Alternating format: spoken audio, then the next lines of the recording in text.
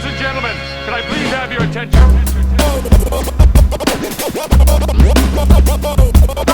Stop what you're doing and listen. DOD45. Whoa. It's episode 76 of the DOD45 Show, and our guests this week are Mugs and Pockets, made up of Scarlet Monk and Soliloquists of sound MC Swamburger. They've stopped in with us to have a good time, but also to promote some recent releases, including Scarlet Monk's delightful album Labyrinthine and their debut album as a duo, The Adventures of Mugs and Pockets. As per usual on the DOD45, we just chatted up with our guests, allowing for our candid conversations of often random topics to give you a sense of who they are as people and as artists. Some of the random names and topics that come up in our discussion are Scarface, David Letterman, David Bowie, Sonny and Cher, John and Yoko, Thelonious Monk, Hieronymus Bosch, Brooke Shields, Mel Brooks, The Monkees, and Josie and the Pussycats. Obviously, we discuss much more than that, but you'll just have to watch the episode to hear it all. And what will be the answer of the Sophie's Choice question that involves Bob's Burgers and Bob Ross? Your guess is as good as mine. Sage Francis drops in with a poignant question for the Sage's social media lurk segment that opens up a discussion about routes of promoting, think flyer canvassing, to promote live shows, and together we wonder what the future holds for that.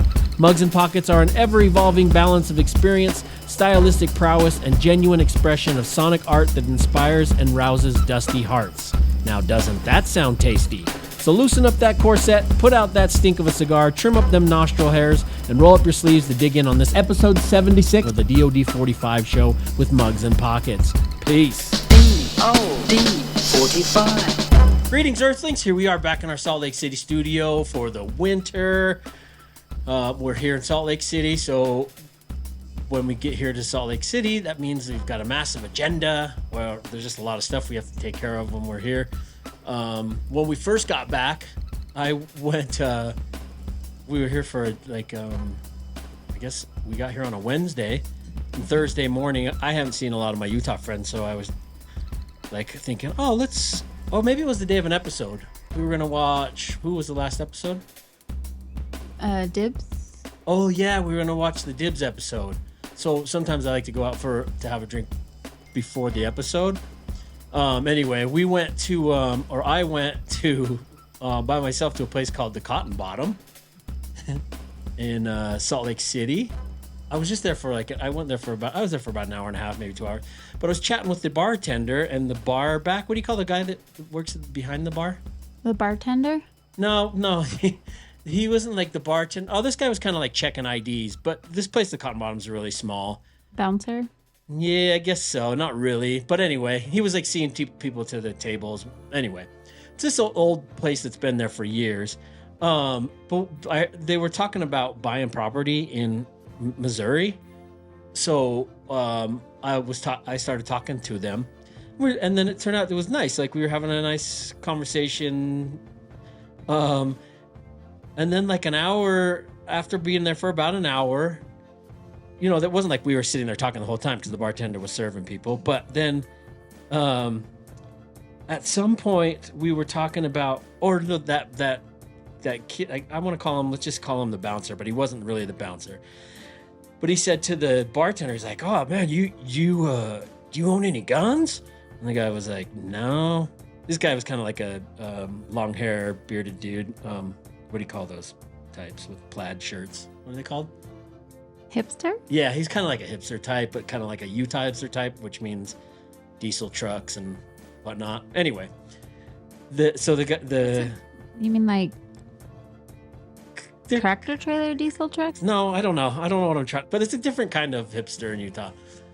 Anyway, or maybe I don't know. So the bartender or the bouncer asked the bartender, like, "Yo, you got any guns?" And the guy was like, no. And he goes, "Oh man, I got all kinds of guns." And by the way, this kid was saying he was from Georgia. And then he kind of was like trying to get me involved in that conversation. And at some point he said, "Well, I know what I said." When the guy said he didn't have guns, I was like, "Well, what does he need them for, really?" Full disclosure, I am a gun owner, but it doesn't define who I am as a person. So anyway, shit, I gotta slow down. So the guy says, "Do you want a gun?" The bartender says no, and then I kind of stepped in and said, "Well, what do you need him for?" And the kid says, "Yeah, got to stop them Arabs from coming in." And then everything just right at that moment, it all of a sudden just went, oh. Where are these Arabs? Lame. That's exactly what for one, I'm like, yeah, okay. But yeah, I don't know. It was just like it just was the worst shit. Like I was enjoying the time. And then I was like, I didn't say anything, but I was like, oh, all right. And then I just kind of like played it off. And then I asked for my check and left. I don't know, that really like brought it. I don't know. I'm realizing stuff about Utah more and more as when we're away longer than we come back. But I'm realizing stuff about it that kind of bums me out, because I was adamant that all of the stuff that people say from out of town, all the stuff that they would say about Utah was mostly hearsay and kind of like all I ever hear them say is Mormons and wives. Well, yeah, and I'm speaking specifically because, I'm a Utah Jazz fan, have been for a long time, and we've never really got like superstar players. And star players for a long time always said they don't want to come to Utah, they don't want to play in Utah, and was always said like Utah's racist, or there was always that kind of talk in the sports world. In fact, we even had a pretty shitty situation with Westbrook once at one of the games. But anyway, I knew there was weirdness here, but I don't know, I've been noticing a lot more stuff that's sort of bummed me out. And I don't want to perpetuate those stigmas right now, but I don't know. I don't know. It's the last few. I've had a few times that things have just made me go like, "Oh boy, is this what's going on here?" It's everywhere. If you can't get away from your phones and now everything's opinion media, it makes it. But it seems like you wouldn't. But algorithms kind of. Why would you? What kind of statement is that? Well, I don't know. I think it probably starts with the wars. When we were in junior high, they had those Middle East wars. Yeah, but even though they had that I wouldn't just generalize. I know. I don't even know what defines an Arab. I don't know. It really bummed me out. It really did. Because I was enjoying the conversation. I was like, these are good. And actually, it was just the one kid that said he was from Georgia. It wasn't, and there's so many. You could peel back so much with that, like. But yeah, who even from the Middle East? Who's coming into your house? Who's even coming in? Utah? And then why are you the one to say you can't come in here because of who you're? I don't know, fucking so much. I don't know, just really, really spoiled it for me. But then I had a blast with the Dibs episode. Anyway, while we're here in Utah again, we spend a lot of time with friends and family, and you and we went out with some friends a couple of nights ago, and we were sitting there, and this was just funny to me. This is what getting old is. A lot of the conversation was about like what medications or what pains people are having, and then like a lot of talk about what the kids are doing. It was kind of like, oh, we're old people now. What I was observing while I was standing there was a table right behind on the other side of us, and it was like another tight group of friends. They were like young, maybe in their early 20s, taking shots, get big mugs of beer, cheers in beers, and it was the contrast was just funny because that's kind of like how we used to be way back, 20 years ago. I never got big steins of beer or took shots. Well, I know, but you get what I'm saying there. Because meanwhile, we're over there talking about like two of the friends have gout, and like just I don't know. It was just funny. I walk around with knee pads on. Yeah, and I was standing because I've got a thing going on with my back. Just kidding. Oh, did you just take those knee pads off? Yeah, they were a little tight with me sitting down. I didn't notice them. No, I was crawling around under the deck, and we have that tin and then all that rock under there. Oh, yeah, so you needed your... Check. Your knee pads. Oh, while I was just cleaning the studio, I was among them, just thinking about if we would end up selling and moving out of here. I was kind of bumming out, thinking like, I mean, of the many things that would be sad for moving from here, but I was thinking I cut my teeth on construction here, building this studio with my dad. I don't know, it'd be kind of hard to let go. I don't know. Sort of bummed me out while I was on my knees vacuuming. All right. You're the one who's pushing to sell it. I know. Okay, we'll move on. December 20th is the SFR Xmas episode. We're going to have a bunch of guys from the Strange Famous on with us. We're going to do a drawing, and we're going to, hopefully everyone else is going to be drawing. I'm going to give some instruction how to draw, so you could use that on Christmas. So what you mean to say is you're going to be drawing and instructing other people how to draw what you're drawing along with you? Yes. Okay. Yeah. I'm not sure exactly who's all going to be on that episode, but it's from the Strange Famous fam. So the people viewing could also draw along. Yes, they could do that with us. Yes. That's going to be on December 20th. We'll be giving away prizes and stuff like that. If you have something you want to promote or give away as a prize, DM us at DOD45W on Instagram. Before we get to a breakdown of our guests, let me get to a movie share. The movie is called Skeleton Twins. It stars Bill Hader and Kristen Wiig, and they're twins. It's a pretty somber movie, but very well directed and acted. It's directed by a guy named Craig Johnson. He did a remarkable job at articulating depression and mental illness with this movie. It also won the Best Screenplay Award at the 2014 Sundance Film Festival, and it also stars Luke Wilson and Ty Burrell. Do you know who Ty Burrell is? A football player. No, well, Ty Burrell, by the way, is the guy that owns that place, the Cotton Bottom that I was speaking of earlier, and a place called Bar X here in Utah. He's the guy in Modern Family. I know who you're talking about, but not because of that, because we saw him at Bar X. So. We did, yeah. Anyway, that's just a little side note. Anyway, it's a deep movie. Don't expect typical SNL antics, since both Bill Hader and Kristen Wiig are from Saturday Night Live. It's a very serious movie. After not talking to each other for a decade or so, the twins coincidentally cheat death on the same day, prompting them to reunite and confront how their lives went so wrong.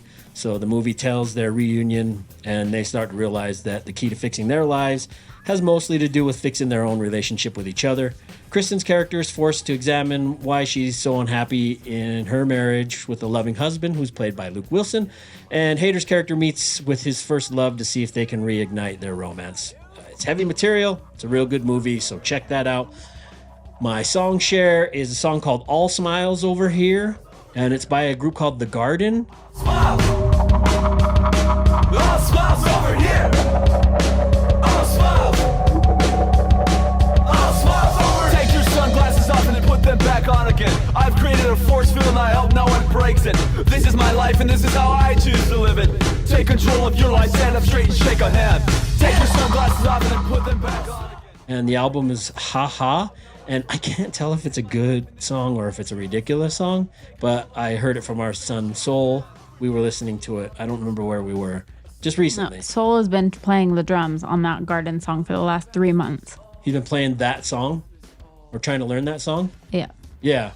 I don't know. It's just this cool song. The Garden is also another twins. Wow, that's a coincidence. I didn't really notice that. But they're from Southern California, known for punk-inspired drum and bass. Their dad's a punk rocker. Yeah, I don't know. It's cool. It's kind of cool music, but and especially the song. I really like it, but I don't know if I really do or if it's ridiculous. I don't know. I'll be digging deeper into them to see if I can decipher whether I believe it's good or not, or if I've been hoodwinked into believing it's good. And here's my quote for the day. The quote is, "Just want to get on record that Matt Gaetz is a ball bag." I think I wrote that down. I don't know for sure, but I'm pretty sure that's something I wrote down. All right, let's get into who the guests are today. Our guests are Muggs and Pockets, a.k.a. Scarlet Monk and Swamburger. Scarlet Monk, a.k.a. Muggs, she comes from a small farm in Poland and ended up in spots like Chicago, Los Angeles, Vegas, and she's now in Seattle. She's been collaborating in the realm of hip-hop and down-tempo music scenes for decades. A dancer and dabbler in music production, she found herself in the great company of Swamburger with the help of Soliloquists of sound producer Da Vinci. And Swamburger, aka Pockets, he's an MC and the 1/4 of the group Soliloquists of Sound.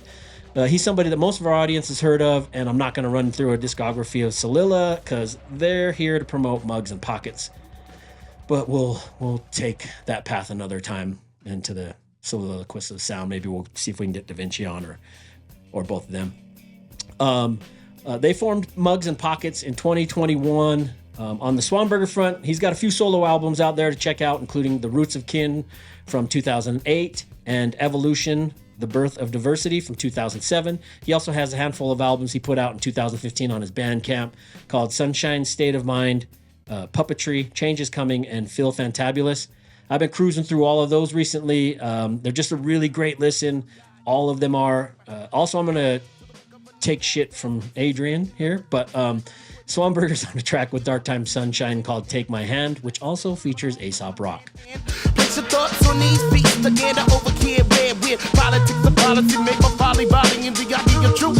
Laws from Jolly Joe, we your Jabba Dog, shark, play cards with the tricks on chips, looking for spirit, enlightenment tips, look over there, turning tips, sensitive tricks, telling music for hits, at the board to raise a new politics, home vibe for lobbyists.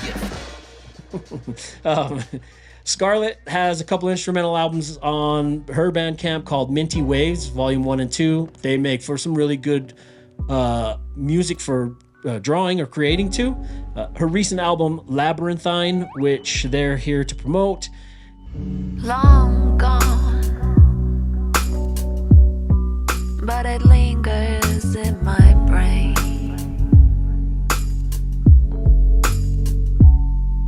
Memories I no longer entertain.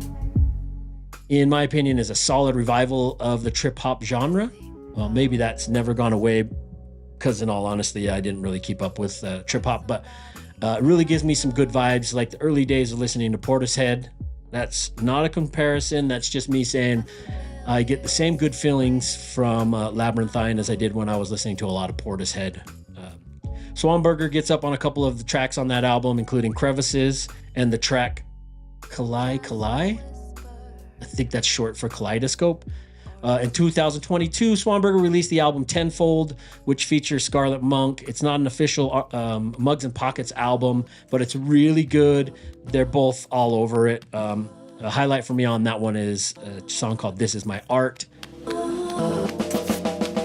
Let's change, show what the world means. Introduce an open mind. No filter built to tilt the potent vibe. Trust, chemistry and us. Fluidity pinpoints the pinnacle in us. So relax, it'll happen when you can't be prepared with your chance. Make the moves to advance, but love, what you do is not a fault. No complaint, it's a hard real estate coming.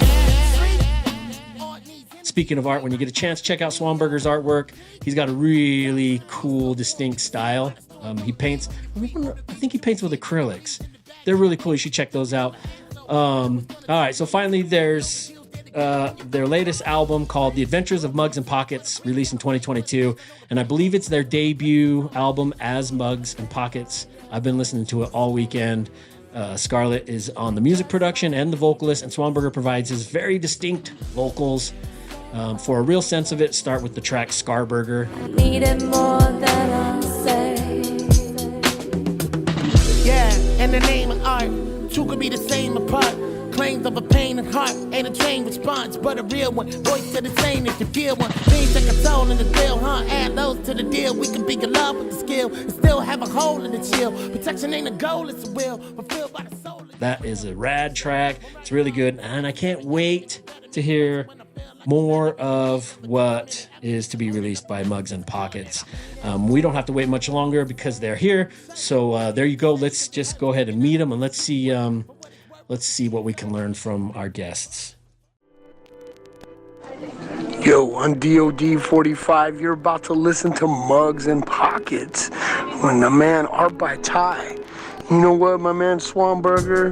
Man, when we went out to Florida, he let the shapeshifters, chill at his pad, and You know, he's just a sick MC, great human being.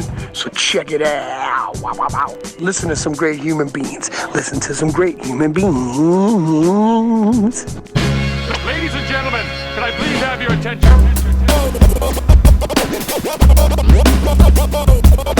Stop what you're doing and listen. DOD45. This is the DOD45 Show, drawing over discussions 45 minutes with a special guest. Welcome.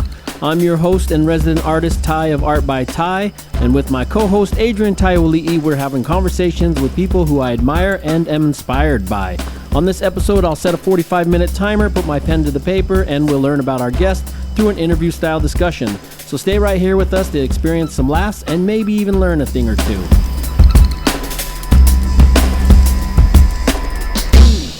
DOD45. Welcome, you guys. Thanks for joining us. Thank you. Thank you. It's a pleasure to have you here. Yeah, this is awesome. I was messaging with you guys, and I was just saying I've dove pretty hard in both the albums that you guys are promoting, and I'm nonstop. They've been on since I guess Friday, since I got the email. Wow. So yeah, I really like to dive in, and Yeah. I really like them. So that's well dope. done, you guys. Yeah. That's super dope. All right, here we go. I'm going to start this timer and get drawing for you guys, and I'll start with our typical Sophie's Choice questions. And the first question is, would you rather be featured in an episode of Bob's Burgers or painted by Bob Ross? Ooh. Oh, painted for sure. Yeah, definitely painted by Bob Ross. Come on now.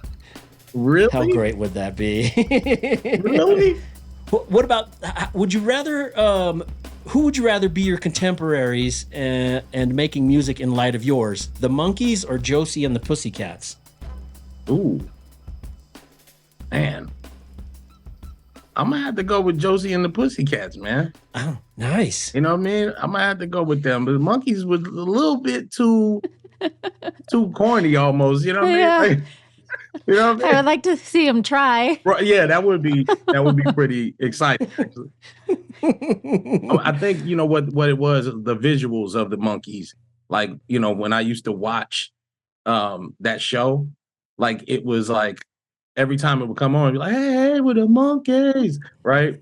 And I would get excited about the beginning of it, but then once it got into the show, I was like, Not much happening. I think you know what, you're right, because that song has been stuck in my head since I was a kid forever. Yeah. It's always playing in my head, but I couldn't tell you like what the show was about, but I remember always watching it. Exactly. Yeah, it's one of those. But I think that the intro was like one of my favorite parts, you know, especially like as a kid too. Like that was like, you know, the attention spans were a little different. So I was ready to go outside usually by the time this thing came on, you know. Mm-hmm. And that's probably all how I that watched. would play today. That's what I wonder how how that show would play today. Oh. it's not on for a reason. Oh. But I always like mention to our kids and stuff that when TV got boring, that's when we're like, okay, we have to go outside. TV never gets boring now. Yeah. Oh. No, that's true. Now there's content for days. Yeah. Do either of you guys have any bad habits that you've yet to kick that you've been planning to kick?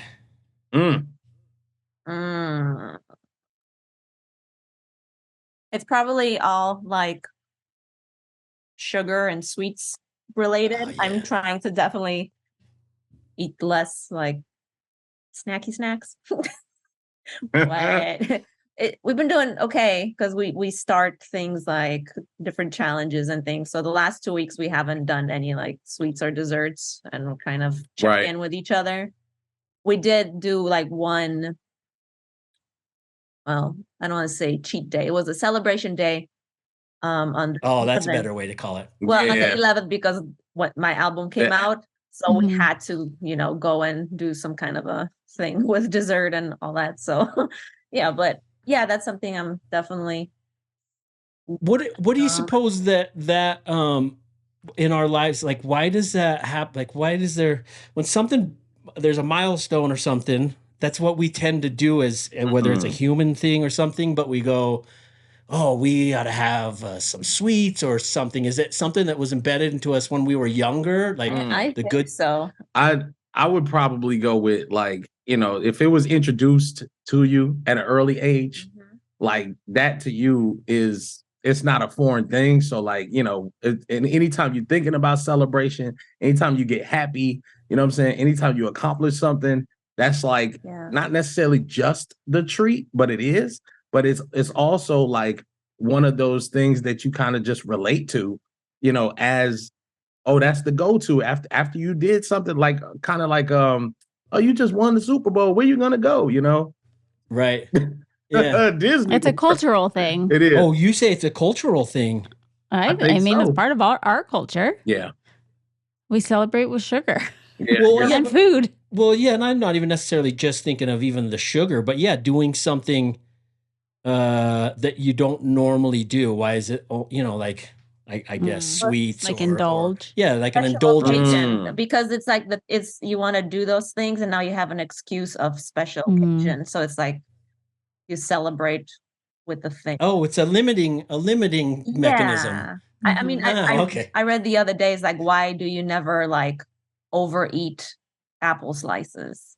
It's because like, they're good, but it doesn't give you that like, oh, I'm not supposed to be doing it, so let me do it while I can, you know. But so would a good concept be that we instill that in the youth, like as they're growing up? Probably. Like, anytime something good happens, involve it with like some like a salad. Yeah, right.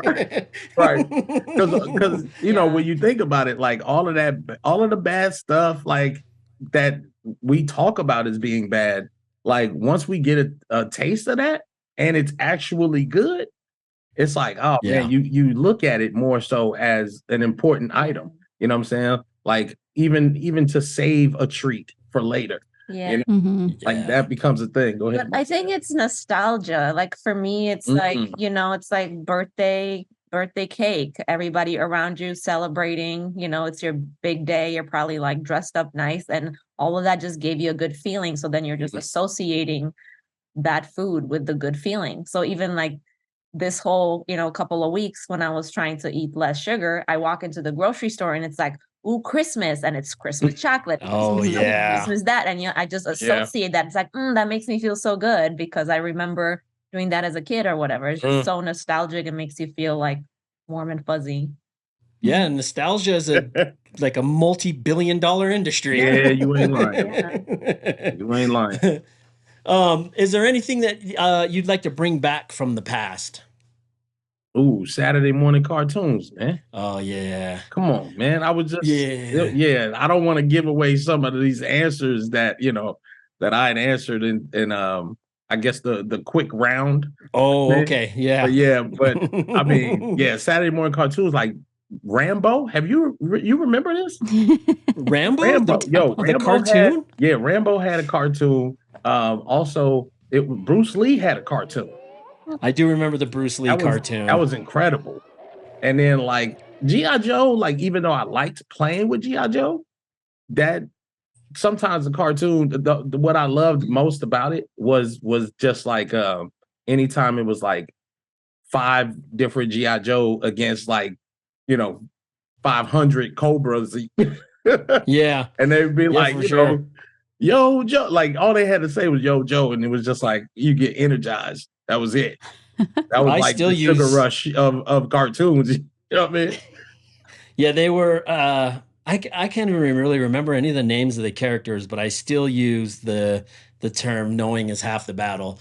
I'll still say that to the kids. Oh, that's Rebel Cartoon? Yeah, because that's at the end of every episode of G.I. Joe. Oh. There'd be some lesson to be learned. And then the kid would go, now I know. Right. And then whoever the Joe would be like, that's right. And knowing is half the battle. Right. Yeah, exactly. That's where that's from. Yeah, exactly. Okay. Is your mom there? No, I'm home alone. Well, you won a prize. What's your address? 42 Oak Street. Hey, Roblox, some stranger's bringing me a prize. A stranger, huh? All he wanted to bring you was trouble. Remember, never tell anyone you're home alone and never give anyone your address. I'll say Mom can't come to the phone. Smart thinking. Now I know. And knowing is half the battle. G.I. Joe! Yeah, it was a very lesson to be the lesson learned in this episode of just murdering people. That's to make it so that your parents didn't feel bad for sitting in front of the TV all morning. Exactly. Is there anything that really annoys you? Oh God. Oh, hit them. Many things. Hit them. Like, I love hearing these. Give them the combo. No, I got to think about this one. Okay. Do you have something off the top of your head? Because I have so many that they're all struggling to get through the gate. Any annoyances? Or what about this one? Let me rephrase that a little bit. Okay. Even no matter what your answer will be, you can go with the same. But anything that's actually probably pretty minuscule that annoys you, because those are my favorite, like the smaller things, like something that's actually probably not that big of a deal. But yeah. I guess I should give people time to think of that one. Okay. But Whenever I'm walking down the sidewalk and somebody's walking towards me and you can see they're not really nudging over as I'm nudging over, it's like, what are we trying to walk into each other? And for me, it's just like my brain just does calculation. It's too much. Yeah. It's like, They expect you to step off the sidewalk. exactly. It's like, this is supposed to happen. It's Right. pretty simple. Or if it's a group of people and it's just one of me, it's like, what am I supposed to just step off because one of you can nudge to the side? Yeah. Well, let's figure that one out. Where does that come from? Because that is annoying. That's like inconsiderate. Why? Inconsiderate people really rub me the wrong way. And that's a very interesting thing here in Seattle, because everybody's just like, I have rights. Everything's like my right. And it's just like, but there's so much passive aggressiveness here. Oh yeah. People like are not necessarily considerate, but it's under the guise of like, I don't know. I'm taking up space. Yeah. It's like, because now everybody make sure you take up space. And it's like, I'm taking up space. And it's just like, okay. I can give you another one. Okay. Oh yeah. Right here at the coffee shop. And to me, like growing up in like Chicago and just like different places, like this blew my mind, but I think it's normal here. So we were standing in a line at a coffee shop, just like one person in front of me, one behind me. And the girl in front of me, she didn't know what she wanted to order. So she was just staring at the board and going, whatever. So like after like a minute, I was like, I just wanted a coffee. I was like, do you mind if I order while you think? Wow. And she's like, no, I'm next in line. And for me, it's just like, I would never do that if I don't know what I'm what I'm getting. Yeah. Just let the person go. And here is just like, it's like, how dare I? It's her turn. She's waiting. And it's just like, well, yeah, and the even better, the move would have her just been, I don't know what I want. Go ahead and order. Yeah, exactly. Right, exactly. No, it's just like, no, I was here first. So, oh boy, why don't you like? It's that whole thing. Like, well, maybe for me to learn patience or whatever. It's just like they're very like passive aggressive. Wow. I do love Seattle though. I mean, just it is a West thing. Because we're back in Salt Lake City. Yeah. And just I was out jogging today and I'm like, good morning. Good morning. Oh, yeah. And I'm like, I'm running past people, who are younger than myself, certainly stronger. I'm like, I'm not going to like rape your doodle. You can just say hi. Like, I'm not a big scary person. Right. I'm just saying good morning. And they're just like, look down. Don't acknowledge you. Yeah, that's like, it's very bizarre. Because, in the Midwest. Everyone says hi in the Midwest. Yeah. It's weird. Yeah, I think mine would be like along the same lines, is like not being greeted, especially if I'm greeting someone and they don't greet me back. Now in some cases it's actually racist. You know what I'm saying? Like it's racism actually happening. Right. And then there's other times where it's just like I feel as if maybe it's more of a confrontation kind of thing, like, or it could be. Where it's like maybe they're more of an introvert or something like that. I never really know. And so, because I've met so many different people and traveling, like I always kind of just be like, okay, whatever, you know what I mean? But that is kind of like annoyance right there, where it's like if I'm greeting someone, putting my energy towards being like, hey, hello, or I try to make it so as that I'm I don't know, less of a threat. I do the same. Yeah. So like, cause I'll be heavily tattooed and stuff, and I'll go out of my way to smile at people, but not like a creepy smile, but just let them know like I'm not a threat. It's good. Yeah. But yeah, I think some of them not responding back to you is I sometimes feel like a lot of it is machismo. Like some people are a little, I can't. I don't know. That's a good one. That's weird. Yeah. That is weird. I was definitely like, I had to walk to work, walk to school and stuff. And so I thought men were threatening for a big majority of my life. And I worked really hard to not look down, to look in the eyes, make an acknowledgement. And at the very least, you can just nod your head real quick and acknowledge somebody said something to you. It's not that hard. Yeah. But there's definitely like situations where like I am walking the street and I definitely don't want to acknowledge someone because sometimes people will take that as an invitation to like come talk to you or come follow you or whatever. Especially it's better to just be like, I'm on my phone, I'm on my headphones, like, you know what I'm saying, just to kind of be like, because some people will jump on that. It's like especially like, hey, what's guys going on? that don't know boundaries. It's like yeah. Oh, she's into me. Yeah. Right. Because that's the thing. If no one else is saying hi and you're the only one, then it's like, oh, okay. Yeah. And that's what I mean by when we do this run on this path at our Missouri place, but there's this younger girl that walks by herself, but I won't smile at her. Like I don't, because I don't want to put her uncomfortable. Yeah. So I just kind of like look away and keep running. So I don't want her to feel threatened and at all. Those are real difficult, times as far as like greeting people. Because, when I was younger, man, I wasn't thinking about any of this stuff. Yeah. Even as a kid, like whether you said something or didn't, like it was almost always like, hey, what's up? And then because you're worried about, what bike race you're going to get into or, what I'm saying? Where's Bosch down the street, So yeah, there was definitely a lot less to be, I guess, worry about. Yeah. For you guys. Right. Well, yes, you're right. You're right. Yeah. That's what I did worry more. Of course, because that thing, that is, but that's another thing too, like growing up, you never really know, at least I didn't know how isolated I was from other people's pain, from other people's like thoughts and stuff like that, how much people kept inside. I didn't know that, Yeah. And so, growing up, like as I started to learn more, especially in this music industry, it was just like, oh wow, it was pretty normal though. What was? Because like that was not a conversation I would have. Yeah. With people. I mean, it's just normal. Sure. We just like that was just how it was. Well, yeah. You just kind of were taught to be very polite, So that's another reason, I think, because I think for a long time, if like somebody said hi to you on the street, especially a guy, right?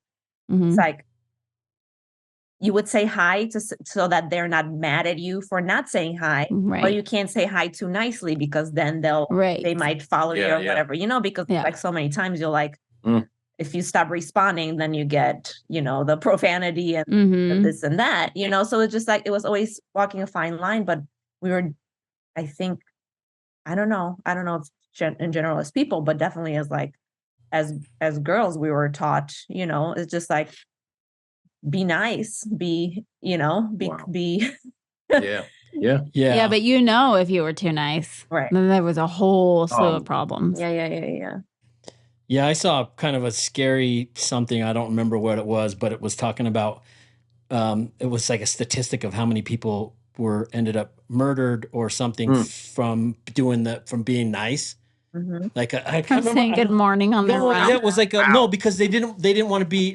They were like, someone was like, oh, you should, or like a situation where like, oh, you should get in the car. You should get in the car with me. Like I have candy, or your parents told me to, and you're just being nice. Like, oh yeah, okay, or I don't know. I don't remember what it was. It was a really weird was like an Australian 60 Minutes or something. I don't know. No, I feel not really taught how to say no with confidence because like even though we were talking about that whole like people here are not considerate, it's just like when you are trying to be considerate and somebody's like, you know, crying because their dog is missing, and so you're like, oh my God, I want to help, and the next thing you know, you're in the back of their van. So it's like those people know that they know that they feed on that kindness. Uncomfortable. Yeah. Right. It's that uncomfortable feeling that's just like, I don't know. Even now, I don't know how to say no. Yeah, it's difficult because you don't want to label the bitch or like. Right. I certainly didn't teach my kids how to. Tell people no. Well, but I'm always telling our kid, like I'm always like, don't you? Maybe this person's in tough, but like you can't. I don't know. I don't want anyone to put themselves in. We're getting heavy. Nah, for real. One last thing. I mean, that's very real, man. Because as a kid, like I remember seeing my pops, like his book selection, and one of the book selections, one of the books was called How to Say No to Your Child. Oh, like it was, that was real for me because I was like, he's a poet, right? And like I was taking after him, so a lot of the words and things like that he would use, or like I would see and hear like the conviction he had with certain words, and no was kind of one of them ones where he didn't even know how to say that. Yeah. You know what I mean? Yeah, he's an only child, so it was extra hard for them. Yeah, exactly. Well, it is hard. Like our kids are really good. Really, really good. And when they're just the other night, they were out late at their cousins at a party, and we called them at 11:45. We just got home and they weren't home, and we had a hard time saying, "Yeah, it's time for you to come home," because they're such good kids. We're I think there's a legal curfew that you can't, as minors, you can't be out driving past midnight. I really did struggle saying. No, you can't stay out. You got to come home because my parents allowed me to stay out late, and I was thinking like they're not doing anything wrong. I know. I want them to be able to be out late and have fun, but at the same time, I want them. It's not safe. Wow. Shit, I got to work on that. Can you send me that book? Yeah, no doubt. He's totally still got it too. We've got 3 months until our oldest is 18. So yeah. You have time. Did either of you hang out with a group of kids when you were growing up where one of them had just a really cool or funny nickname? No, not me, but you probably. I mean, everywhere I went, there was a Nunu or Bobo, you know what I'm saying, or Junebug, you know what I mean? Everywhere I went, it didn't matter. Suburbs, you know what I'm saying? Hood, like it. What I think I know, but what was the Nunu Nunu was nickname? The newborn, man. Like everybody's calling the newborn Nunu. So that's good. Even though his name would be like Marcus or something. Nothing. Is the next one born? Oh, there's Nunu. It switches. Oh. Yeah. Then you start calling that, Nunu Marcus, and then the newborn. Yeah. So your name is Nunu until the next one comes. Exactly, man. Exactly. Okay. Do you believe in ghosts or ever had an encounter? Oh man. I'll take that one. Hell yeah. Hell yeah. There's so many ghost stories. My pops got so many ghost stories. All right, real quick. Boom. Pop was in the military, right? And his mom used to always tell him, "I will always love you." You know what I mean? And what's her name, Whitney? No. This one over here. You know what I mean? So she would always tell him, I'll always love you, right? And so there was a while, like a time had passed, and she was on her deathbed, right? And she said, "No matter what, I always love you," right? So he went out when she passed. He went out. They were stationed somewhere else. I think he was Navy. You know what I mean? So he was on this dock somewhere, and he actually went to sleep when they got to the area that they needed to be in. He went to sleep. Now there was a payphone on the dock, right, that rang, and somebody else, one of his mates, picked it up and got the call. And they went to go try to wake my pops up, and he wouldn't wake up. So then they went back to the phone to tell them, hey, he won't wake up. You know what I'm saying? So they gave that guy a message. When my pops woke up, he was like, hey, you were trying to wake me? Who was trying to get in touch with me? And he said, well, there was a phone call for you that was on the actual dock. He was like, I don't know anybody here, And he's like, family passed and all this stuff. He's like, well, who was it? He said, well, the lady on the phone told me to tell you that she will always love you. Whoa. Yeah. Wow. Ooh, yeah, cut shot. That's crazy. I mean, I got so many more, man. Man, that's awesome. Yeah, and I always ask that one because, and I say this every time someone tells me a great story. I'm not necessarily a believer, even though I've had my own experiences. Yeah. But I like to keep hearing because I'd like to be more open. I want to be more open to it. Yeah. Because I believe if you're more open to it, then you start noticing more of it. Yeah. Wow, that's a good one. My parents used to tell they used to tell ghosts to not, basically it was always in the family, but they would always be visited, by the grandmother or the mother or something like this, and it would always tell they would always tell the spirits, don't go see our sign. And I would always still see them. Oh, I wow. would wake up in the next morning or something like this, and I would tell my parents what I saw, and they would be like, "Are you serious?" So that was the thing. So were they telling them don't go bothering you? Don't bother them. Yeah. So one of all right. So check it. My pops father died. Right, he's passed. We got in a new house, right, and this is when we were in Florida. Him and my mother at the time, like she passed too, you know what I mean?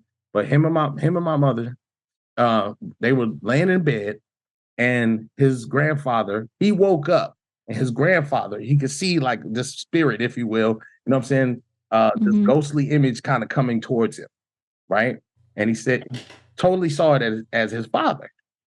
And he's standing over him, and he's trying to wake up, you know what I'm saying, moms. You know what I mean? He's like, 10, wake up. And she would not wake up. And he's shaking her. You know what I'm saying? Like, and she wouldn't wake up. And then so he stayed there, he confronted, you know what I'm saying, his pops.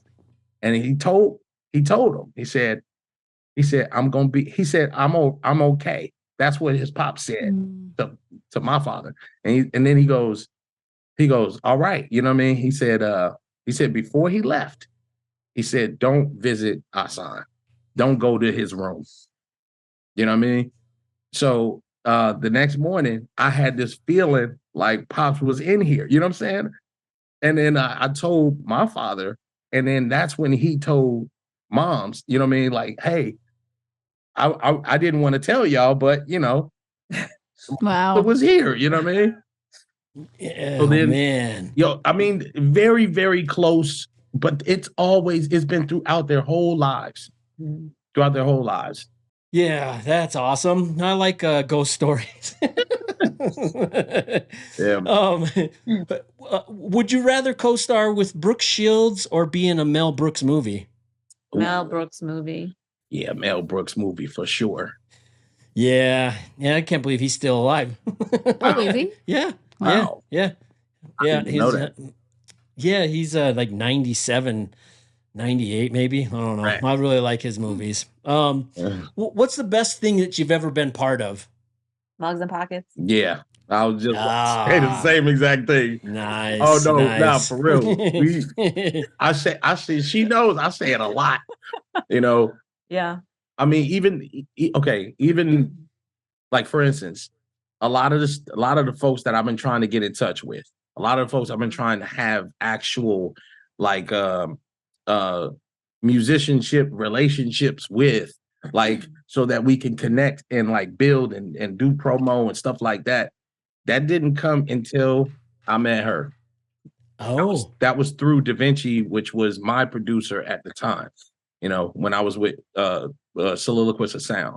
Mm-hmm. When that disbanded, like, he showcased, you know, me to her, and that, I'm telling you, everything I wanted. Doors started opening like this. That's the first song that all hail open doors. Yeah. Like, he already had that actually written, and I just came in and did the hook on it or whatever. But literally what kind of that song says just started happening. Exactly. And from Hello from the Mickey Mouse tied up at the moment. It'll be your boy taking shifts till they shout. Better yet, I'm feeling good on the phone. Pleased to meet you. I come from the depths of fan that a survivor with a mind is a best man. Well, y'all must be clones. I figure this is new to you, depending on the God that home, yo. How you don't remember this? Banging ass beats with the African twist. Don't forget who you be.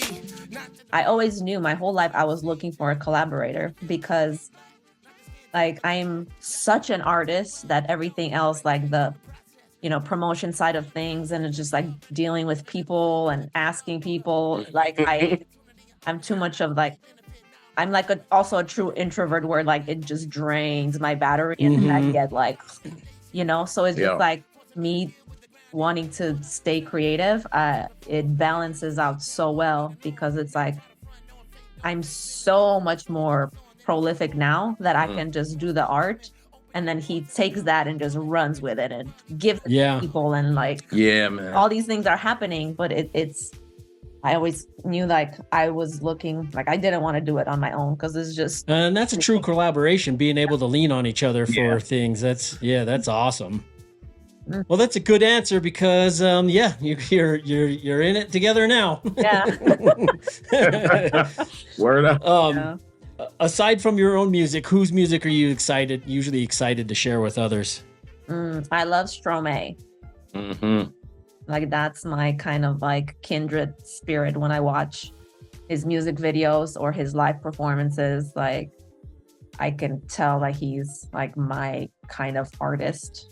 And it also kind of seems like even now he canceled, like he just came back, you know, and was finally on like you know, American TV, like some kind of one of the Tonight shows or whatever, and which he's been trying to do for many years, and it finally happened.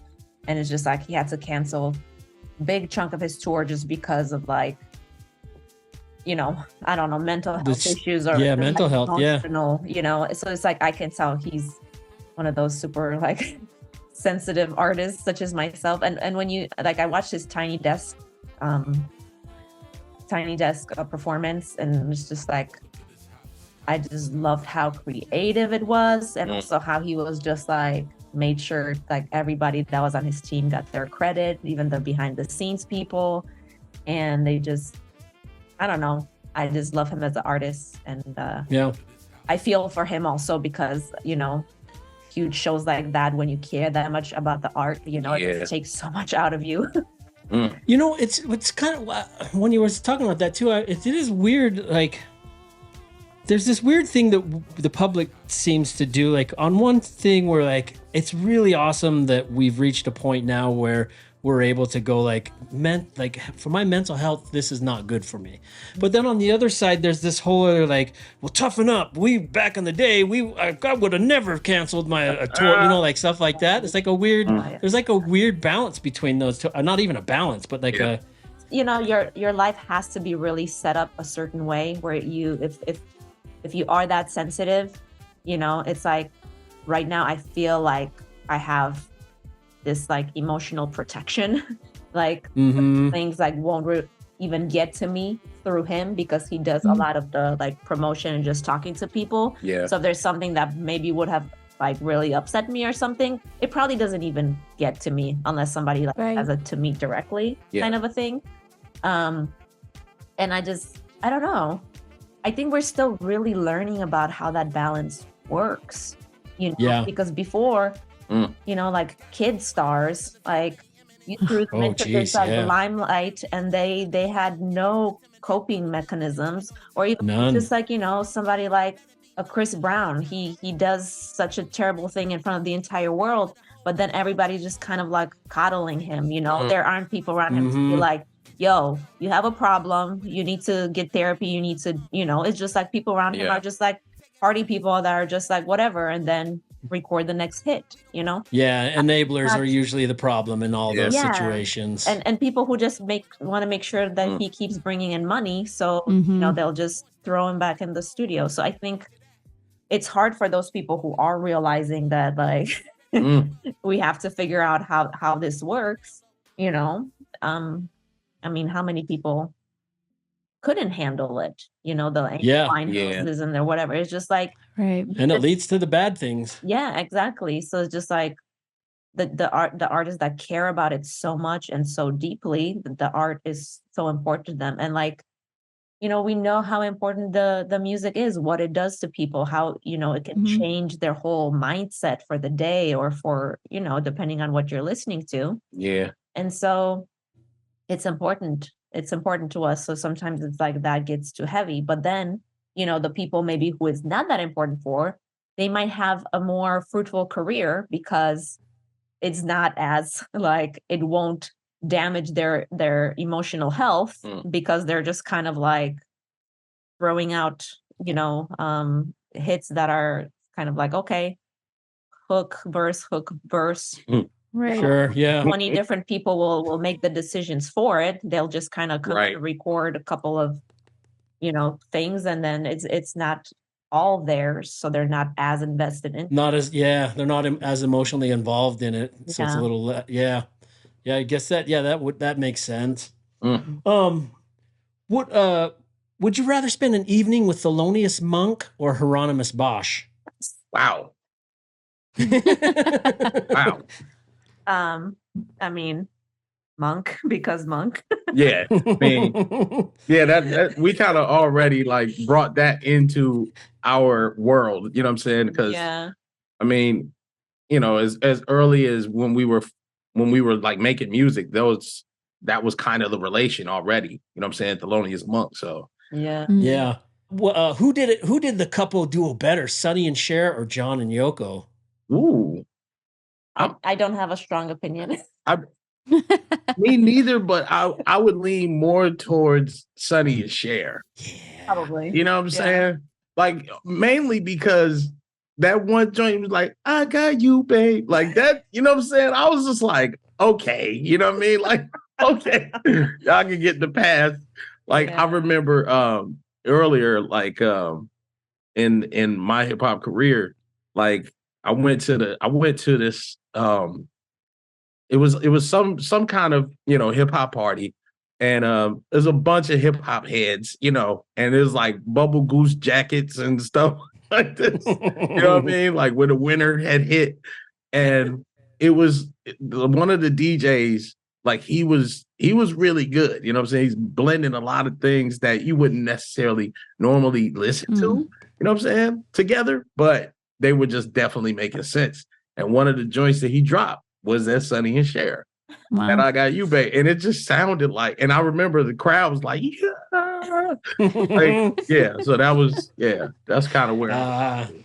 I dig Sonny and Cher. I don't know why I dig them so much. I think maybe my parents watched them. Well, they were like, show, I don't really know much about them, but didn't they have a show and they were equal, kind of, weren't they? Yes. Whereas Yoko and the other guy, wasn't it just nice. Wasn't it just him? Well, John, but when it was John and Yoko, he made it an absolute point that they were collaborators. Oh, they did an album? They did lots of things together. Absolutely. Oh, okay.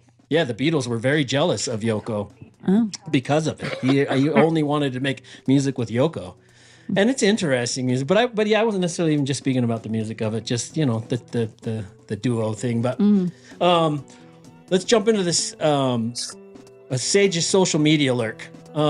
This is a Sage's social media lurk brought to us by Strange Famous Records. Strange Famous Till the Graves Take Us.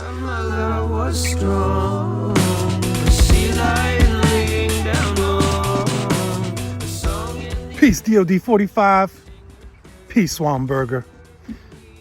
We've seen a lot of the country together. We've done a lot of live shows together. But I wanted to stay in the spirit of this segment and lurk your social media and you have posted a lot over the years, but it's all promotional posts. You're a promoter. You promote yourself, you promote others, you promote your live shows, you promote other people's live shows.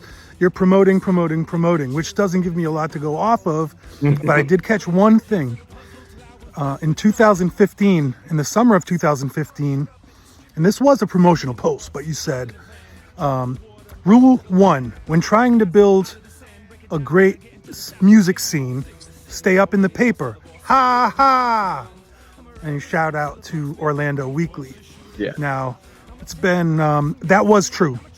Staying up in the weeklies, those weeklies were so helpful for independent artists, and it helped people in the scene stay aware of when shows were happening, when they, should attend something. And they also highlighted local artists, which you're not seeing anymore. And a lot of these weeklies have died out. I know that the Providence Phoenix, that was our weekly, the Boston Phoenix, they're gone. And it hurts. It's tough. It's like everyone's relying on internet promotion, and you have to really crack an algorithm in order for people to see it. You didn't have to do that with the weeklies. Right. So what would you say is the most frustrating loss for independent music scenes outside of weeklies dying, or is that one of the bigger ones? I could name a few, but this is not my interview. Bars. Yeah, exactly. That was bars. Name a few, but this is not my interview. Is that how he ended it? Yeah. Oh, okay. Okay. There you go. Oh, that's incredible, man. Okay, so basically, I would say, as far as like the fans, and I'll phrase it like this: when we put everything on our phones, like I found that there was a loss of people going outside. So people like they kind of resorted to like their phone as their entertainment, when really at one point, we had a quality of life that we sought after.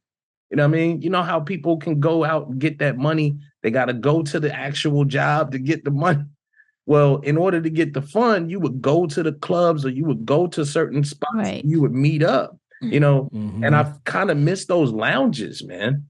Like there's no more lounges, where it's like, purposeful in that way, where you can, still just meet up and like showcase what it is that you're doing, showcase others, go to see others. Yeah, I think that loss right there, or I should say there's a gain and a loss, right? The gain was that much more entertainment on your phone. The loss was a lot of the entertainment that is on your phone now is no longer on the street. And if it is, like it's not being funded, it's not being supported. So there's a lot of like clubs that, kind of lost their wind.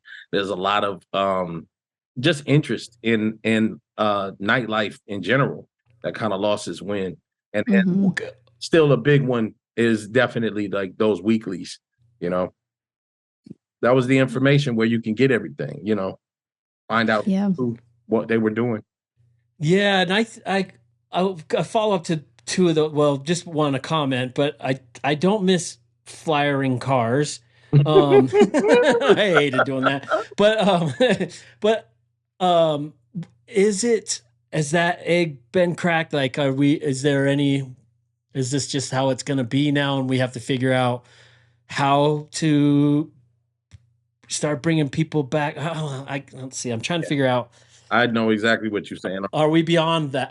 Was there any fix to it? Yeah, I mean, I'm an optimist, man, at heart. You know what I mean? So I always believe that there's a way, that's going to come back, or that it will come back just because. But for me, like there is some sort of biological clock that ticks that tells everybody, all right, cool. Like we're done with this. Let's get back to where we were at. The trouble becomes is waiting that out. Now in between, I feel like what it is that we could be doing is entertaining each other with really good material, like really good. This is not the time to make whack music. Right. Definitely not the time. Like, you're not going to get that impact, you know? Like, this is not the time to be trying to make club bangers when everybody's at the crib. You know what I mean? You know what I'm saying? This is that thought-provoking. This is that thought-provoking time. This is that, you know, where you're showing your creativity. You're showing your ability to embrace, you know, what it is that you actually value. You know, there's a time to kind of go in, you know, peep the depth of everything. And I mean, he's still out there flyering. Yeah. Like, I've been making flyers, cutting them out. He's been putting them up. Oh, wow. 3 days since the album dropped. It's been online promotion and in-person promotion. And he goes to all these businesses, restaurants, coffee shops, places that we go to. Yeah. The flyer is right there in the window, and people are like, people never come in anymore. People never do this. We're glad you came. And then he cool. And checks in a week later. Even, you know, if he like puts our CD or vinyl into record shops, he goes and checks in, and they're like, no artists ever come back to check in. Right. So it's like we almost have that advantage because he's recognized right away because he's the only person who is doing that. That's kind of like, okay, old school. But I mean, those stores, those coffee shops, those restaurants, record shops are still there. And if he's the only one that's going, you know.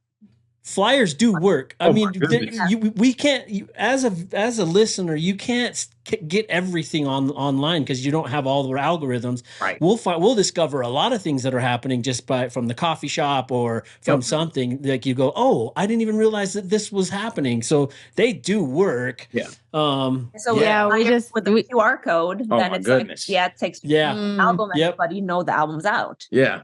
And QR code's smart. And that's what it is. That's what you do. You adjust.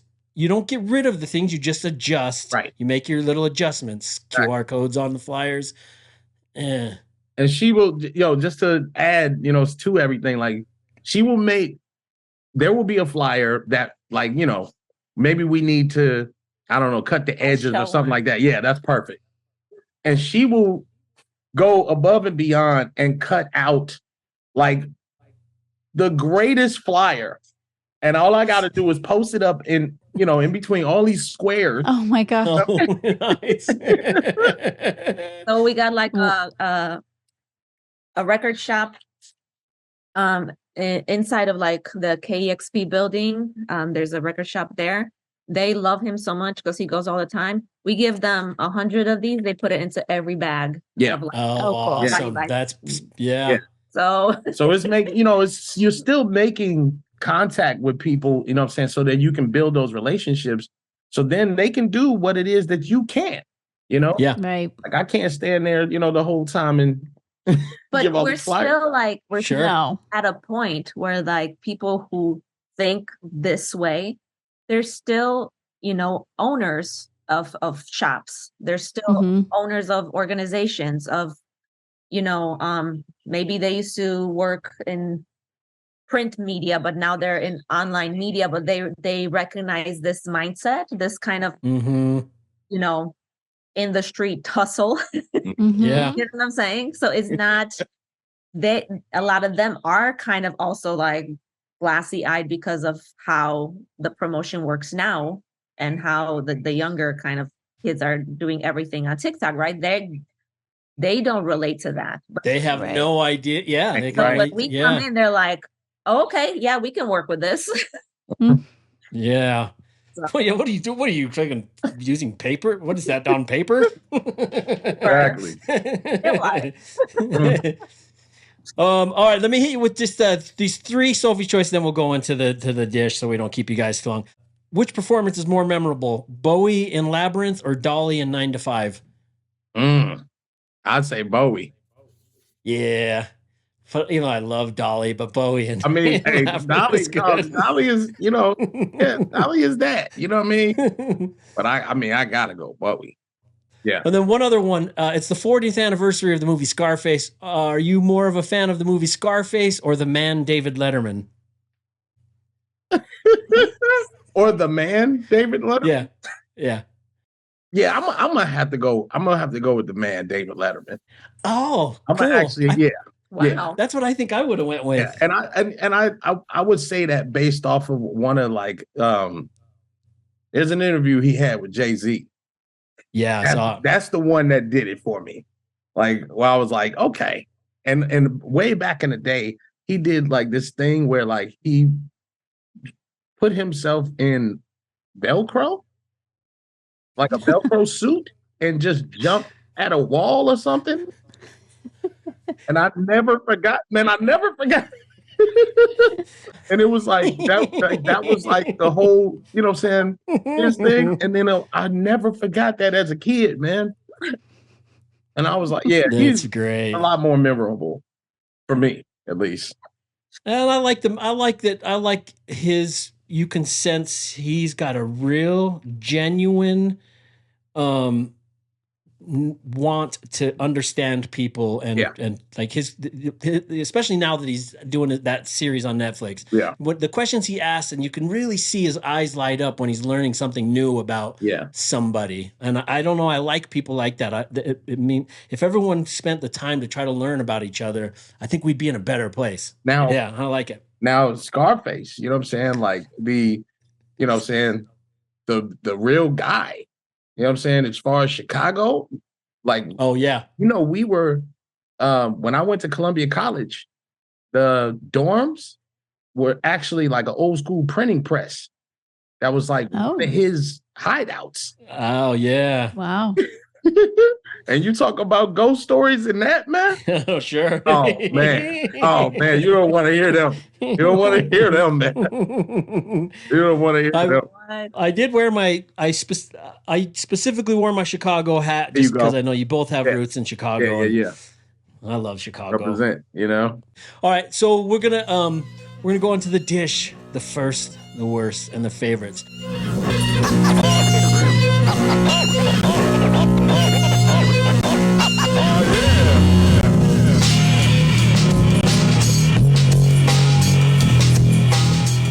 What was the first concert that you went to?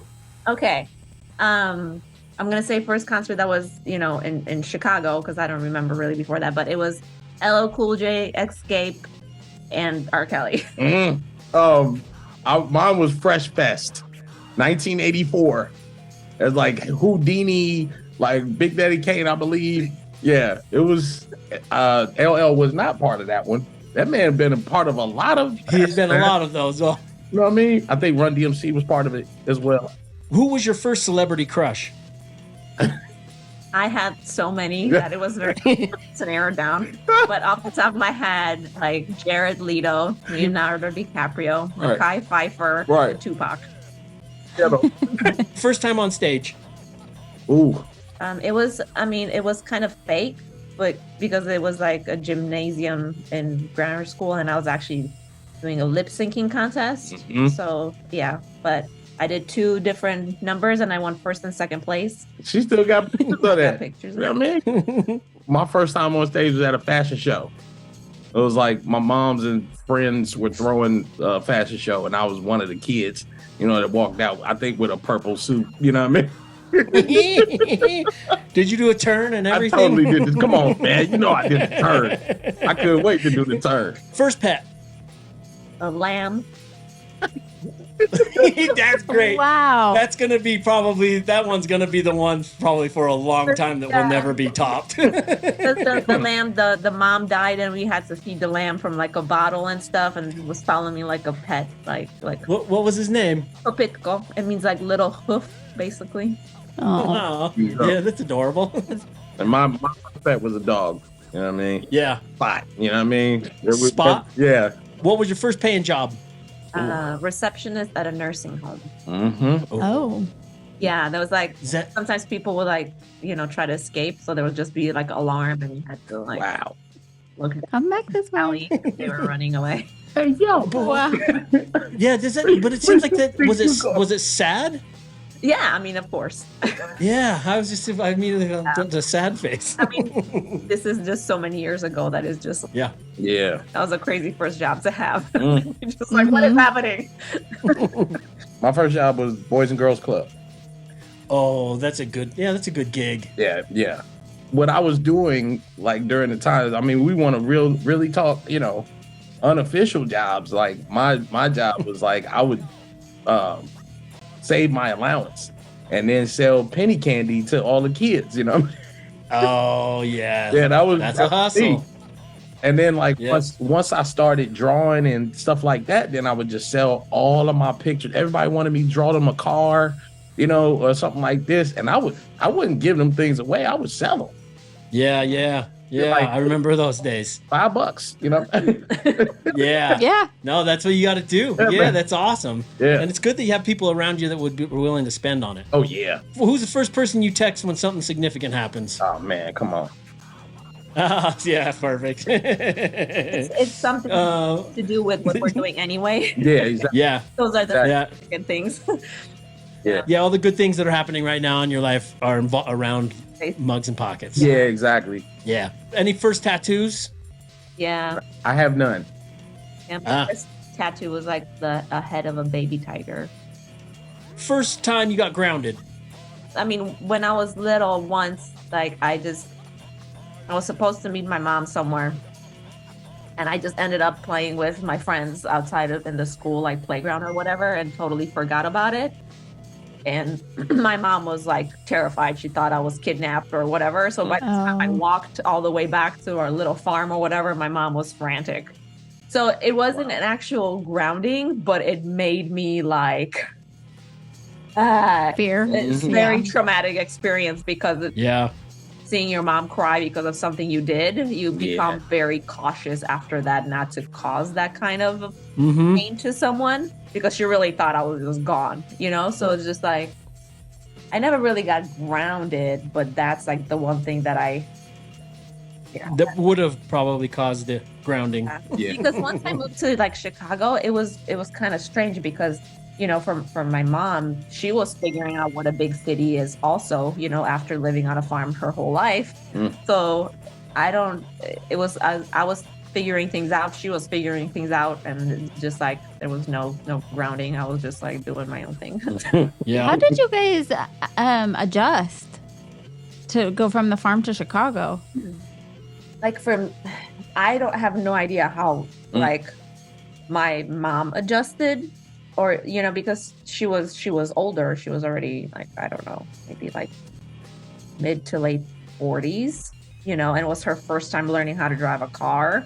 Oh. Doing all of these. Yeah. So it's like, I can't even imagine. For me. Did you guys end up in a Polish neighborhood too? Or like, or were you guys on your own? There was some Polish people around. And the thing is that like when I was living on the farm, like to me, I was like, always, I'm going to be famous. I'm going to be in Hollywood. I was just like waiting. How do I end up in America? So like when that happened to me was like normal. It's just that when I moved to Chicago, it was very like residential neighborhood looking very boring and all the houses, bungalows looking the same. I was like, this doesn't seem right. Like that. Yeah. Where's all the Hollywood? What is this? This ain't Hollywood. Where's all the celebrities? So it was weird because like all of those like dreams like slowly started just like disappearing because it was regular, So it wasn't really until like end of high school, beginning of college that I started doing music and dance and all of those things that I kind of wanted to because it was just not around. It was just like regular boring school. What about you, Swamburger? What was the? I know. Never grounded. Never grounded. Never grounded. I was the kid that got talked to. So I had all the smarts. You know what I'm saying? All the street smarts. As long as I was in before them street lights came on, we was good. And I was the fastest kid on the bike. So, you know what I'm saying? I knew exactly when to go home. You know what I mean? And I always made it. But then even if I didn't, they knew that the effort was there. So, because, everything I did was pretty much by their book, you know what I mean? Because being an only child, like that was, those were my best friends, you know what I mean? Yeah. Like as far as, because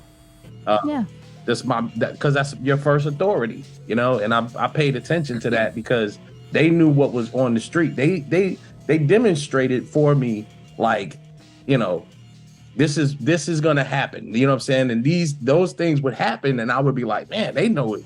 They know what's up. They either performed the magic or they did it. They did this before, you know. So I always paid attention to them, and like I told my moms everything. You know what I mean? Mm-hmm. Like every single thing that would happen. So yeah. First time you got scared from a movie, or first movie that scared you? There was this movie called, I think, Witches, and it was just like regular people, like women would turn into these crazy witches. And I remember one like pushing like a stroller with a baby down the hill. Like that movie scared the crap out of me, but not as much as Twin Peaks. I should not have been watching that when I was little. Twin Peaks is what like somewhere. Wow. Yeah. For me, it was Poltergeist. You know what I mean? Yeah. That was it. Seeing that little white girl at the, you know what I'm saying, and by the television. Like, they're here. Like that movie was scary. Man, come on, it was scary. That old guy too, who just stood around. When it came out. It had a PG-13 rating. Yeah, it wasn't even rated R. I know, and it's terrifying. Like, you know what I'm saying? That's like 82. But then, like, what was it? The other one for me, the next one, if it wasn't that one, it was Cujo. That damn dog. Oh, yeah. And you know, we lived on a block where, like, you know, there was a lot of dogs like that. So I would just imagine, like, the dog breaking loose and, you know, coming to get me, man. So, yeah. I wonder if my fear of dogs has come from Cujo, because that was terrifying. When they're in the car and the dog, like, when the mom and the daughter, that is a terrifying movie. Yeah, man. Yeah. Like, that was like every, you know what I'm saying? A lot of the hood kids, that was our thriller right there, you know. First time I cried in a movie was Boys in the Hood. Okay, so remember when somebody gets shot, you know what I mean, and they go to get revenge. Yes. I saw Boys in the Hood in the movie theater, right? Yeah. So it's like nothing but, you know what I'm saying, basically your neighborhood, you know, cheering on the fact that another black man is getting shot by another black man. So all I saw was like, that's all I saw, black on black crime. Right. Yeah. So, they were, I mean, you watch around and you saw the faces on people and they were getting, you know, all types of, you know, all and that got profanity. Yeah, the beast came out. In the theater, you're saying you're watching the reactions of the people in the theater with you? Yeah. And everybody was standing up like, yeah, you know, all types of N-words. Yeah. Like, yeah, it was intense. So man, that was such a great movie too. Oh, it was incredible. They don't make movies like that anymore, I think. That's a good one. And was that the first time that you made that connection? Oh yeah. Like it was, I made no. I made that connection a long time ago when I was a kid, because somebody called me the word, you know, and I went back home to mom's and I was like, yo, you know what I mean? Like, what is it with this word? And you know what I'm saying? Yeah. Because like I didn't know at that point. Like I knew of it, but I didn't know why people reacted so crazy. You know what I mean? So for me, like, it wasn't until it kept happening to other friends that I know, you know what I mean? And I was like, oh, snap. You know, but then it became a point where it's like, you know, now the word was celebrated amongst everybody else. Right. You know, so we called each other the word or whatever, right? And that had its impact, but it wasn't until, like, I would see, like, actual gang violence start to happen. Because at first, you know what I'm saying, nobody was wanting that to happen. You know what I mean? Everybody was like, you know, we understood certain colors you wear, certain colors you don't, you know? And then it got to a point where it's like, yo, the movies almost started glorifying that. Right. And and this was like the first time that it got to like that type of level. But I had seen it prior to, but this was like a huge point because there were so many people in one sitting, you know what I'm saying, in one place. Yeah. And you were seeing it. Yeah, they were all in unison. So it was powerful. Yeah. Powerful and disappointing. Yeah. Gosh, I listened to this podcast over COVID, and I can't really remember all of it. And so just briefly thinking of what I remembered was that it seemed like the people who were producing a lot of the movies and the music, or the backers, were like pushing to glorify like that amongst Black communities. Yeah. Boys in the Hood, I didn't feel like was much of a glorification of it, but there were definitely other movies of it. Like, I felt like what I liked about Boys in the Hood is it was showing it, but it was more of like, this is the downside of it. Yeah, but it wasn't the movie. Right. That's what I'm saying. So what you're the disappointment there is like people were cheering that. I don't know if you remember, but during that time, like people were rioting, man. Yeah. They would come out the movies like, tearing shit up. a lot of movie theaters, and it caused this whole other thing because a lot of movie theaters wouldn't show the movie in their movie theater because they were afraid of shootings and stuff happening in the theater. Yeah, I remember that was a total big deal. Showcasing like a lot of emotion like that you don't really show to each other or you don't see, you know what I'm saying? And like when people saw that, they saw themselves in that. Yeah. I have to watch it again. It's I don't think it really is really, really good. It is. And what I liked about it is that it was pushed. It was a Hollywood kind of movie. So a lot of people, including myself, growing up in the suburbs, even though I had cousins who lived in Compton, it didn't give it. It really shine some light to those of us that had no idea what was going on in a lot of these neighborhoods, and it was pretty on point. So yeah. I remember Friday. Was it called Friday? Friday, yeah. That's the one that I guess I remember more. Was it Friday? I don't know. That's a comedy. It's funny. That's Ice Cube and no, they're not Friday. What's the one with Menace to Society? Oh, okay. Isn't there one with Dre in it? I don't know a movie with. Oh no, Ice Cube. Ice Cube. That's Boys in the Hood. Oh, Boys in the Hood. That's what we're talking about. Oh my god. Yeah. What's the worst sound? Styrofoam. Ugh. Oh, that hurts. That's like fingernails on a chalkboard. Whack rappers. Yeah. Whack rappers. That's good. What's the worst word? Complacency. Oh. Yeah. You go. That's the definition. Yeah. As The far word as itself. as far as functionality, can't. You know what I mean? That's the worst one, right? Yeah. What's the worst part about camping? Needing to pee and it's dark outside. Oh. I mean that. Yeah, that's definitely an issue you guys have to deal with. Mine is camping enthusiast trying to get me to go camping. You're my daughter. Yeah, she hates camping. That's funny. Do you not like camping at all? No, man. Not really. That's funny. Like, man, I'm good. What's the worst color? Maroon. Ooh. It's trying to be red, but it's not. Yeah. Red. I see you. Yeah, muddy red. Yeah, that was a way better answer than mine. I don't think there's a worse color. I use them all. He's an artist. So yeah, you know. Yeah. What's the worst place for a show? For a live show or anything? What's the worst place? Just out in the middle of the desert with like tons of people, like anything like that. I hate festival type things. Yeah, so I take it you're not going to Burning Man. Right. Yeah. I don't trust those people. I don't trust mob mentality. If you get stuck out there with them, you're screwed. Plus, he's not camping. Yeah. Right. You know what I'm saying? None of that. Oh, any place that there's like a whack sound man, sound person. Yeah. You know what I mean? Yeah, because that'll ruin it. Oh, yeah. Any place with that, like what's the worst topping for pizza? Worst pizza topping? I'm gonna go with anchovies. The only pizza I'm interested in getting is pepperoni pizza. I don't need anything else ever on it. That's good. all I want is pepperoni pizza. What's the worst fast food joint? Ooh. I really don't know because I don't really. I'm gonna just go ahead and say Hungry Howie's, man. I don't know. Oh, I don't even know. Oh, that's a pizza place, Is right? Yeah, I've never heard of it. I just know that's the work. That's probably why you never heard of it because It just a lot. Bad. It tastes like paper and cardboard. You know what I mean? Like, We got it on record here. Swamburger says. No hungry No howies. hungry howies.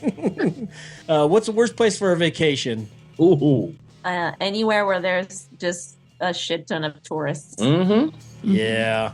Do that. Yeah. I'm gonna go ahead and say camping, man. You know what I mean? Because that must be quite bizarre. That's some people's entire vacation is just go camping. What's the worst place to take a date? Camping. You know what I mean? What's the worst smell? Vomit. Oh, That's a bad one. that's bad. I'm gonna go ahead and say chitlins, man. You know what I mean? Oh, that's bad too. Yeah, what, fresh out of the bag or even making it? Oh, making it, man. Like, Yeah. ugh. Yeah. Ugh. Yeah, that's a gnarly Ugh. smell. We were playing basketball at a family, you know what I'm saying? Family event. And somebody broke out the chitlins. And they start cooking them, but not, telling anybody about them cooking chitlins. Next thing you know, I'm like, man, what is that smell? It's almost like a burnt throwing me hair, off. like a smell of burning hair. Man, it's worse than that, man. Yeah, it's bad. It is bad. All right, final worst, then we'll go to your favorites, and then you guys get out of here. What's the worst thing to eat like an apple? Celery. Ooh. Oh. I hate celery. Awful. Yeah. I like celery juice with other juices, but like actual celery. Somebody describe it as like, if you want to eat water with hair in it, or bite into water with hair in it, that's strong streams of hair. Yeah. Wow. I'm gonna say an onion. You know what I mean? Yeah. Adrian's grandpa used to eat an onion like an apple. I've seen that. I eat onion sandwiches, just like bread, butter, and raw onions, with sea sauce. I absolutely love them. Sometimes I just really want to. I haven't done it in a long time, but That's that'll go down in my worst smell. You know what? That's the perfect introvert food. There you go. Because when that There you lady go. comes up trying to talk to you on the street, and you're like, Yeah. I can't say no, so I'll just start talking and give her my onion sandwich breath. I love it. I love it. She'll be done. Oh man. All right, let's go on to your favorites. Okay. Favorite curse word? Shit. You know what I mean? Fuck shit. Yeah, there shit you go. fuck. Yeah. There you go. Who's you said shit, you said I fuck. said shit. She said Yeah. Have you heard I like all my songs on? Oh, yeah, The come on. Motherfuckers, chill the fuck out. And, Yeah. You know what I mean? Yeah. All iterations of both of those are really good, like horse shit. Yep. Fuck balls. I you go. love fuck balls. Fuck balls. that's a good one right there. Favorite comedian? Wanda Sykes. Mine is also Wanda Sykes. That's a good answer. mine is She also is Wanda so goddamn funny. Love her. Yeah, and then I'm also say Dave Chappelle. I mean, for obvious reasons. Yeah. So he's the GOAT, Yeah. you know what I mean? Yeah, he's almost like it's like a default. That's almost pretty easy. Yeah. He's so good. Favorite Adam Sandler movie? Adam Sandler movie, Wedding Singer. That's mine. I saw that one. Yeah. Yeah, I guess it's adorable. You know when he was like, "Do you really want to hurt?" And it was like some dude in the crowd like, "You suck." He's Like, yo, come on, man. That's me. That's what about favorite Arnold Schwarzenegger movie? oh man, come on. Total Recall, man. Come on, man. Oh yeah. Favorite cereal? Favorite cereal is, man, I'm gonna have to go with Frosted Flakes on that one. Oh. Yeah, I'm gonna have to go with Frosted Flakes on that. Reese's peanut butter puffs. That's mine too. Ooh. Yeah, that's a good one too. Favorite children's show? Ooh, Um, you go ahead. I liked all of them. So I love the Chipmunks and the Smurfs and the everything, but really, honestly, okay. So the Muppet Show, the one with like when they're babies, is that a different one than the regular one? Baby. Yeah. I like the Muppet baby Babies. Baby Muppets. Muppet Baby. Or Muppet Yeah. Babies. Muppet Babies. That was great. But I like all Yeah. of them, like the Donald Duck and Oh, the yeah. swimming and the Money Uncle. Oh yeah, Mm-hmm. come on. And DuckTales. Well, DuckTales. my uncle who just died. My uncle who just passed away last He week. was the He was animator one of of the that. animators on Yeah. DuckTales. Yeah. Yeah. just so you know, yeah, Flintstones, right? And then as I was growing up a little bit older, it was like Silverhawks. I don't know if you remember this. Silverhawks. Favorite TV show? Okay. I mean, there was like tons that I loved. Like I was all into like all of them, like Family Matters, Wonder Years, Growing Pains, then all like The Living Single and The Girlfriend, everything. But like most recent, like Parks and Rec is my nice. It's a good one. Yeah, Parks and Rec is awesome. I'm gonna go with The Critic. It was an animation kind of thing, cartoon, and but it was. I mean, it was based off of like an actual critic, you know what I mean? And like he would, you know, there's a bunch of movies that kind of were just lackluster. And this man, he wasn't afraid to, you know, give it like, you know, thumbs down, you know what I mean? Favorite sitcom dad? I mean, I was going to say Cosby, or I'm going to have to go with Bernie Mac, man. You know what I mean? I'm gonna have to go with Bernie Mac. He was a good sitcom dad. Yeah. But hey, you know, we gonna, you know. Favorite toy as a kid? Come on, man. G.I. Joe. You know what I mean? I had to actually look this up because I only knew what it was in Polish. It was called bonk, but then it's like the spinning top thing that just. Oh, they call it bonk. I totally remember this. Yeah. That's I don't know why that's so great, but yes, I loved it. Because on a farm, that is pretty much what I had. Yeah. Wow. Let's watch this thing spin for 2 hours. Basically. Hey, you know what I mean? Favorite album when you were younger? Ooh. I love the Aaliyah album by Aaliyah, like beginning to end. Yeah, that was a good album. I love that album, especially like the second half. It got like the beats got a little bit more like experimental, and it's just like I love that. I'm gonna have to go with Sly and the Family Stone, man. You know what I mean? Always goes with Sly and the Family. That's as a kid, I was roller skate in the basement to Sly and the Family Stone, man. Yeah, that's awesome. Yeah, it is awesome. Are you a good roller skater? I was back then. She didn't tell me nothing. What's your favorite album now? Labyrinthine, man. Come on. Yeah, it's a good one. It really is. It's really good. It's my favorite. Yeah. That and Adventures of Bugs and Pockets. Yeah, exactly. Because I mean, we made it so that we like it. Yeah, because you know you grow up on some real like that. When growing up with all these different influences and being able to put those things in it, I can look at this stuff objectively and be like, man, like this has everything I like. You know. Yep. Last two. Favorite late night snack. Ooh. See, I've been trying not to like eat sugar before I go to bed because I know like that's not the best thing for you. But if I was just like abandon all principles, it would just be like salted caramel ice cream. Like, let's go. It would still be like I don't really do very much, so it would be like salted caramel vegan ice cream or something. Yeah. But like, it would be. Yeah, that's good. Back in the day, it was peanut butter and jelly for me, you know. Sandwich, and like sometimes I would fry it up. Ooh, oh man, I was bad. What's the rate? What's your ratio? Oh, I more jelly than peanut butter. Yeah, more jelly than peanut butter. I was that guy. But now it's just straight up like coconut water, man. Like I'm good. Oh, you know what I'm saying? I'm good with that. If that's you like the coconut water, huh? Man. At first I didn't, but it's an acquired taste, you know. Favorite place for vacation?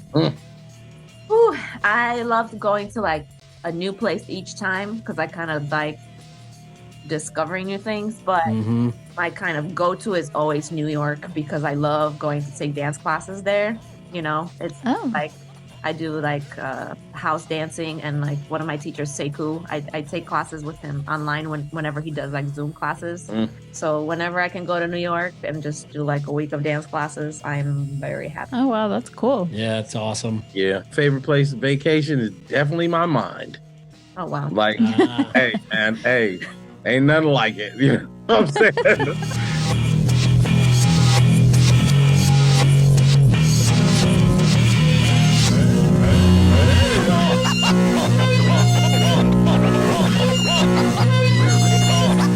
Well, we have been served That's the dish.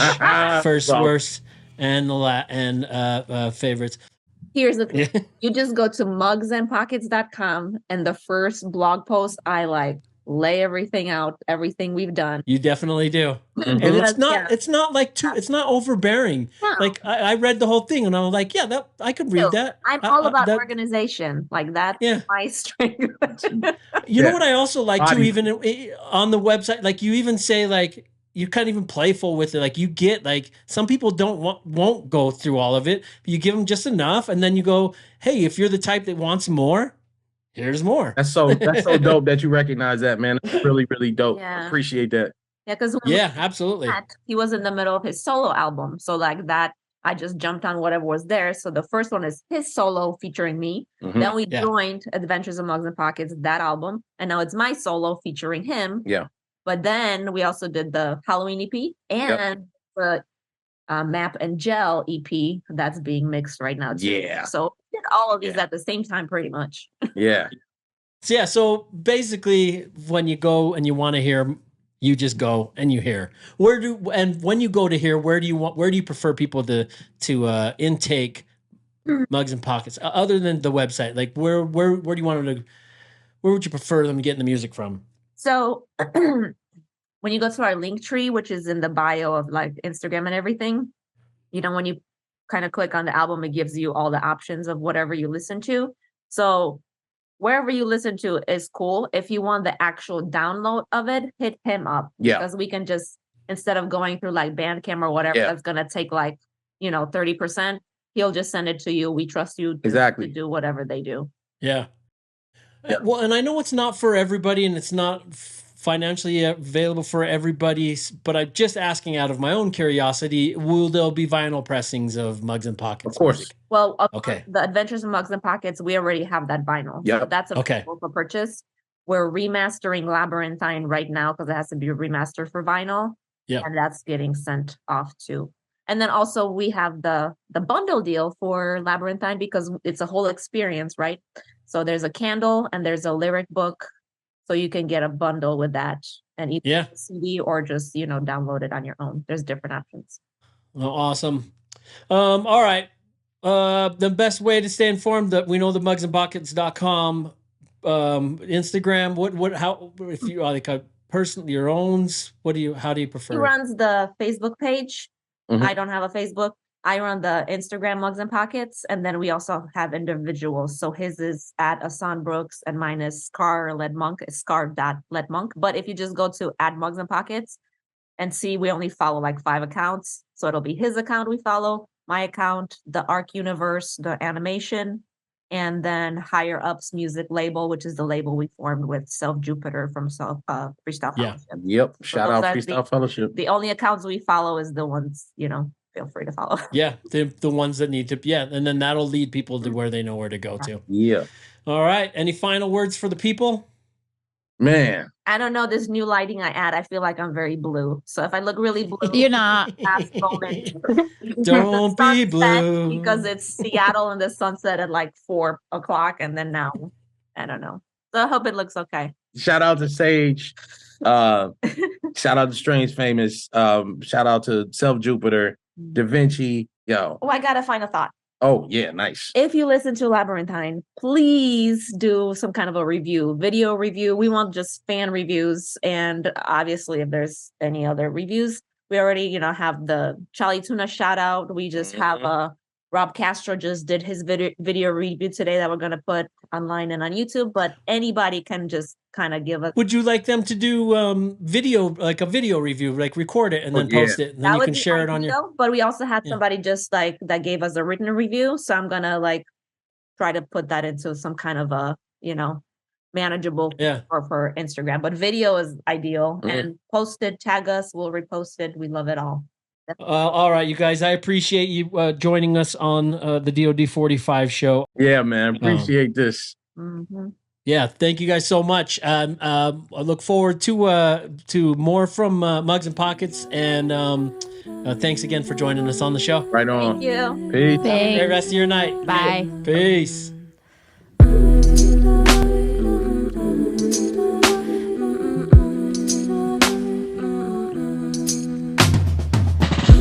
Never afraid to be alone. My heart will never. All right, there you go. Mugs and Pockets. We'll get out of here. There was something I was going to say. They were fun.